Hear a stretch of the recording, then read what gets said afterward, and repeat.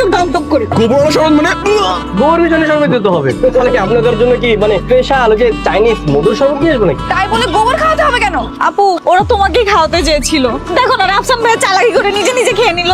আমাকে খাওয়াতে চেয়েছিল, তোরা আমার ভাইকে গোবর শরবত খাইয়েছিস, আজকে তো আমি খুন করে ফেলবো। ওরে বাপ রে বাপ, সাহস দেখছো আমাকে নাকি খুন করবে? আমাকে খুন করলে তো আমরা হাতে চুরি করে বসে থাকবো, তাই না? সাহস থাকলে গায়ে হাত লাগায় দেখ। আয় হ্যাঁ, চুরি পরে বসে থাক। ঝগড়া করতেছিস কেন? ওদেরকে আসতে দে। ভাগ্যে সেই গোবরের শরবতটা আরোহী খাই না। আমি তোরেই খাওয়াতে চেয়েছিলাম। আরোহী, এই ব্রিজ দুটো এদিকে আসতেছে কেন? ওদের কি নতুন কোনো ফোন দিয়ে আসছে আবার? আসতে দাও, দেখতেছি। বেঞ্চ ভালো পানি নিয়ে আসছি, আপনার ভাইকে দেন একটু কুলকুচি করতে বলেন।